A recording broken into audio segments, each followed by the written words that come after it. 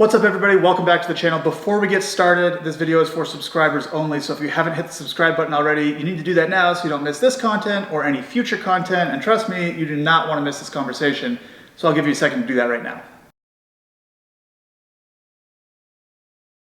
Okay, so I said earlier that we were going to talk a little bit about the media and kind of how that played out. So, I mean, starting really like the first couple days of free agency, the World Series had just ended, like November 3rd or 4th or something like that.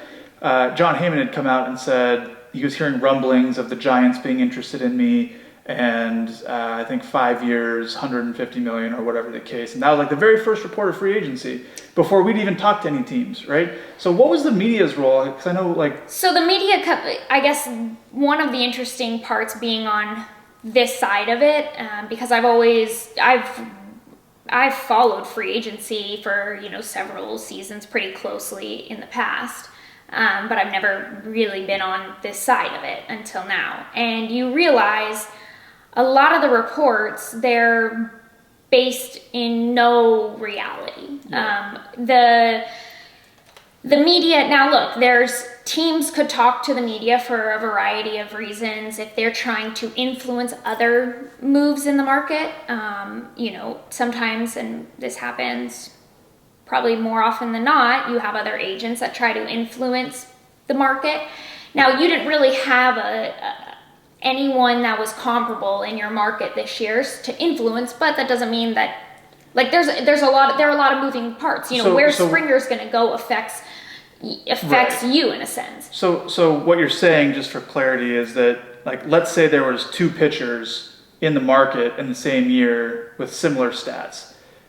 Like one agent might put something out kind of about the other, like might leak some information or something to a reporter to try to like pull the market down for the other player or push the market up for the other player. Or not necessarily, or just try to shift them to a different team, depending on where they want to go. So that's part of the tactic that agents use to like try to negotiate the deal for their player to get to where their player wants to go for the money they want. So a lot of stuff will come from not even like the agency that I'm with, but it might come from another. Right, the agents aren't, and look, the agents, they do it, but I would say for the most part, a lot of it is coming from teams as well, like the stuff that goes through the media.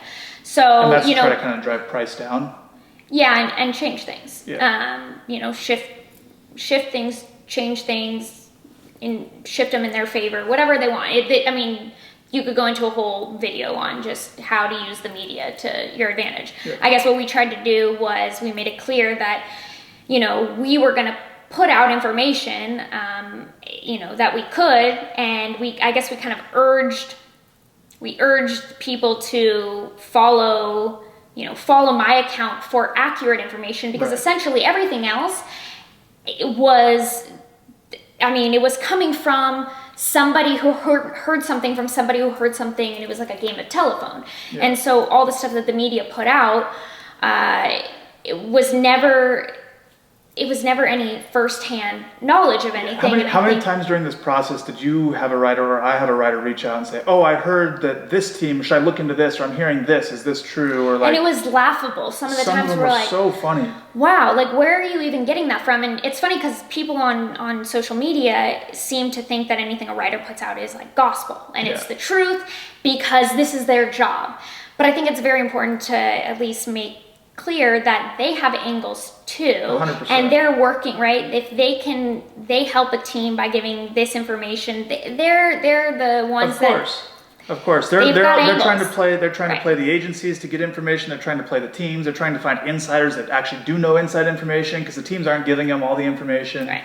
So it's a really crazy world. Yeah, you realize like it's unfortunate because a lot of this stuff, and I think people, and I've talked to teams on this end too, they're like, when I have conversations with teams, a lot of times they're like, well, I heard this in the media, but we all know, like, I'm not even going to necessarily believe that because it's probably not true. Like, teams know it too. Everyone knows what the media says.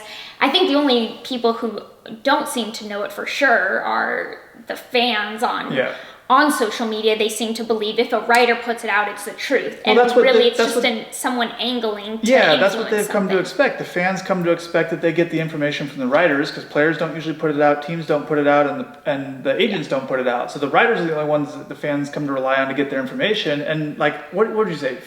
over half the information that was put out about this process was fake, right? Was just false. Completely not even close. Yeah, just false. Yeah, just false information. So I think one of the main things in the beginning that was false was this idea that you won the Cy Young and suddenly you've changed your mind in terms of what you want, right? We heard all of these reports that, so much for these 1-year deals, which, I think our contract just shows you, we gave you 3 1-year deals. Right. But like the 1-year deal thing, which was rooted in this idea of flexibility that was so important to you. Just control over my career and my happiness. And that never changed. No. The media, the amount of times the media tried to say that now because you won the Cy Young, and look, I was looking for a 6 or 7 year deal at one point, according to the media. Yeah. So that part never changed, and we'd always laugh. And the teams that we were talking to,